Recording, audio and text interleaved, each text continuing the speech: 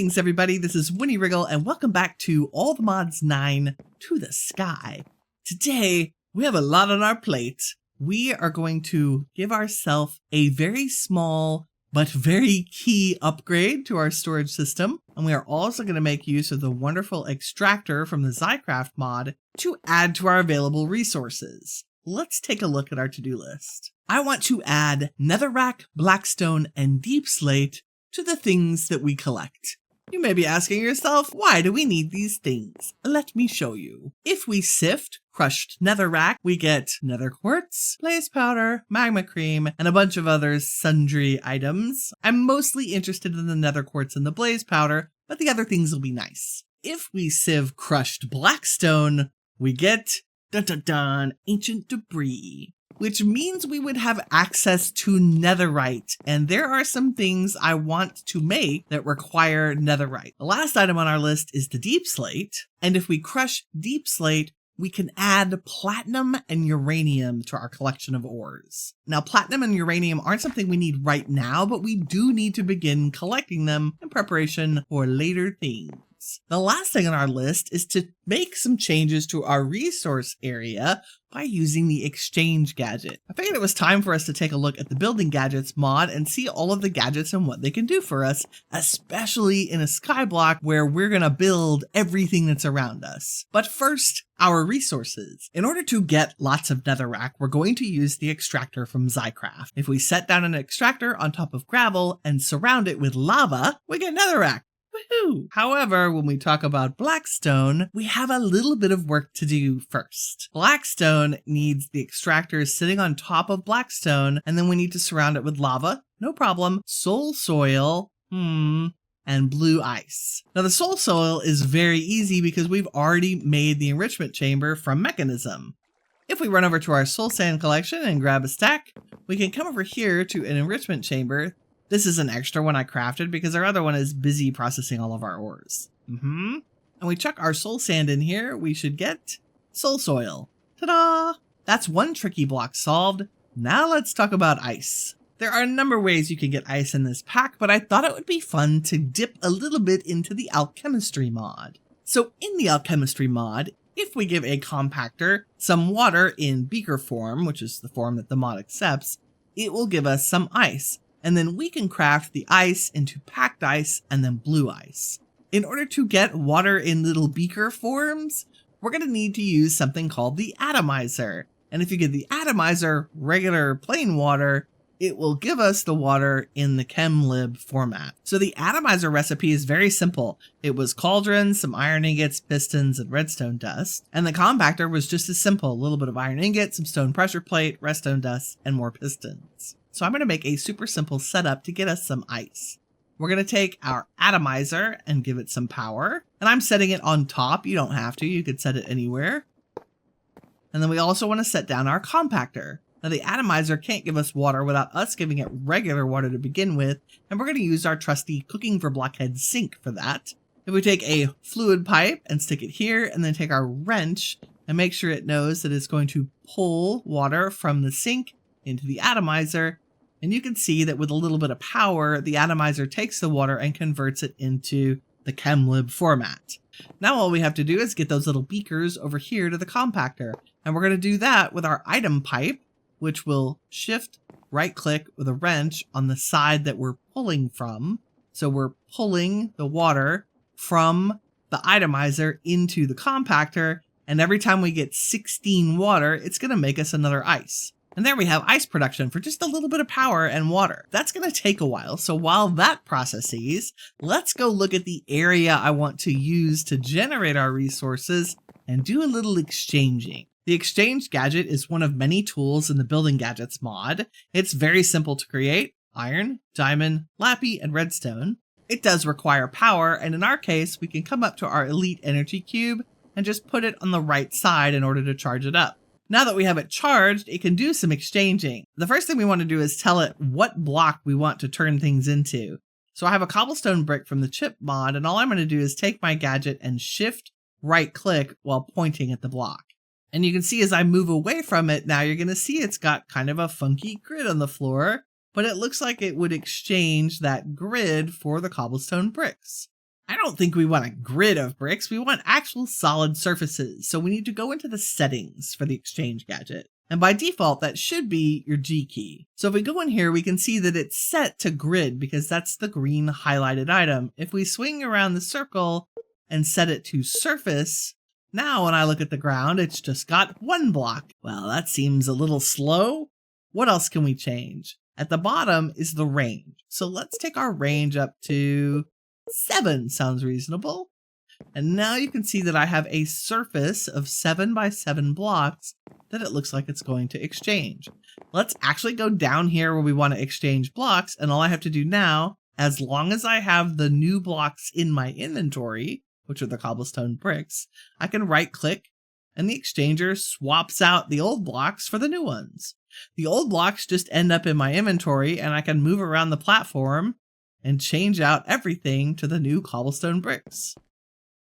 I do love the animation of swapping out the blocks. And then we have one more row to go.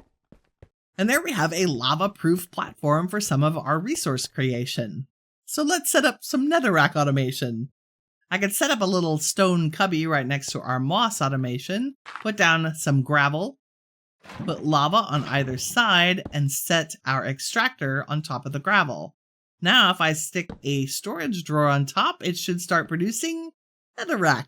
Awesome. Now we will still have to crush this up and sieve it with our sieves, but in the next episode, we're going to be focused on automating that process. So right now, I just want to be gathering the resources that we need. Because our ice is still processing for the blackstone, let's take a look at the deep slate. The deep slate recipe also needs ice, but it's just packed ice, and we should have that pretty soon. We need deep slate, which we already have a couple of stacks of deep slate because we have the pebbles from punching dirt at the beginning of the series. We also have access to lava, and then it also requires a magma block. That's a little trickier, but not terribly hard because we can craft magma blocks from magma creams, and we can craft magma creams from slime balls and blaze powder, both of which we have. So if we take our slime balls and blaze powder and make 4 magma creams, then we can make a magma block.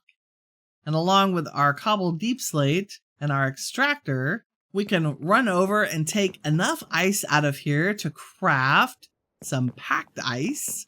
Hopefully there's 1 packed ice. So let's go back over to our production area. Let's take a look at the deep slate formation one more time.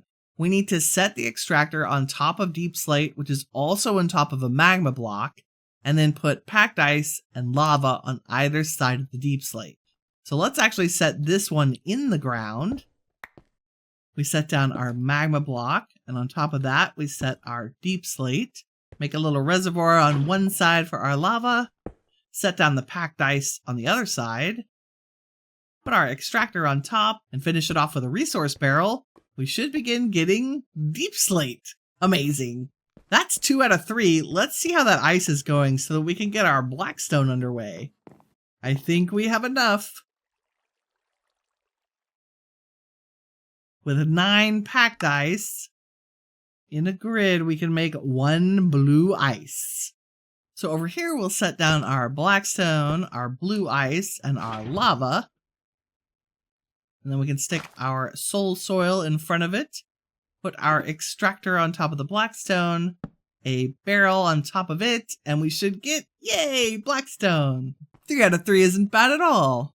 And we got a little bit into building gadgets with the exchanger, and so now our platform is safe from fire, hopefully. The last thing I want to do today is give us a very small but very powerful upgrade to our storage system.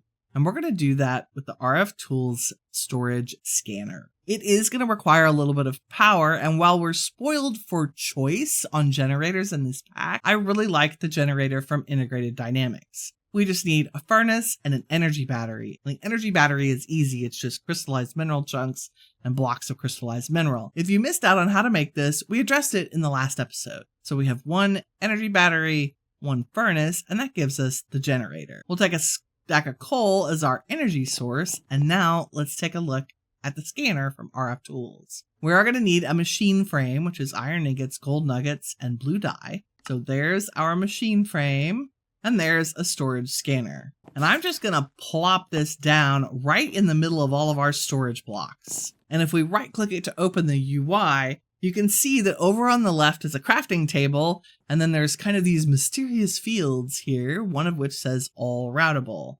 Bob, I'm busy. What do you have for us today, Bob? Why are you standing on my ice generator? Blue ice? Really? I could have used that like 10 minutes ago, man. You got the message, you were just running behind? I mean, that's fair. Well, next time I put in a request for a unique resource, I need you to be here on time, buddy. That guy. Okay, where were we? Talking about the storage scanner. So if I right click it, you can see the interface. First thing I'm going to do is give it some power. And so I'm just going to actually sneakily set our generator right here and give it a little bit of coal. And that should power up the storage scanner with no problem. Now, what does this thing do? It can do a lot of stuff, but for our purposes, all I want it to do is tell me all of the storage within, I want to say maybe a 5-block radius. So if we go down here, it'll explain it. The radius that the scanner will use to find storage is, and right now the default is 1. And so if I move this slider bar up until it says 4 or maybe 5 and click it, it'll show me every single item within that range. Like it even can see our cobble gen. But most importantly, it can see all of our barrels and all of the stuff that's in them. Now, there are some things I don't want it to include, like, do I care about the smoker? No. So if I highlight the smoker and click the R, which is remove inventory from list, it'll take it off the list. The same will be true with the generator and the cobble gen. In order to see the items, when I click all routable, I have to click the star on every container to say that yes, it is routable, which means yes, I can pull items from that container in order to craft with them. So I have now clicked all of the containers that are within a 5-block radius of the scanner. And now when I hover over all routable, look at this magic. That's everything in our storage, right? I can sort that based on amount. And so I can see everything that we have available. And even more importantly, I can craft from the storage scanner regardless of where something is in our storage system. That's magic. So it's important to remember that if I put stuff back in the storage system, the first place it's going to try to put it is in the first storage container on the list. So for now, I'm probably going to put items back into their respective barrels and just do kind of one-way crafting from the storage scanner. But that should make our crafting going forward a lot faster. For example, if I wanted to craft a copy-paste gadget, I could just go into JEI, search for the copy-paste gadget, say move items, and look, I can craft one right here. I can craft 1 or 4 or 8 or a whole stack. This is a super simple upgrade that improves our quality of life quite a bit. And as we go through the next couple of episodes, we will be adding to this and showing off how powerful this storage scanner can really be when you hook it up to a proper storage system. And even better is take a look at our power consumption. So it used 2 pieces of coal to fill up the power on the storage scanner, and it really hasn't moved since. So it's super low power consumption. You can use pretty much any generator as long as you pick one that's not wasting fuel if it's not being utilized. And with that, I think we have accomplished everything on our to-do list today. We have access to 3 new resources, which we will crush up and sieve into their respective goodies. We've also learned how to use the exchange tool to switch out blocks on a platform. And we made a super simple upgrade to our storage system, which is going to have a big impact on our ability to craft. Thank you all very much for watching today. If you enjoyed the episode, please leave a like. It helps me out, and I appreciate it.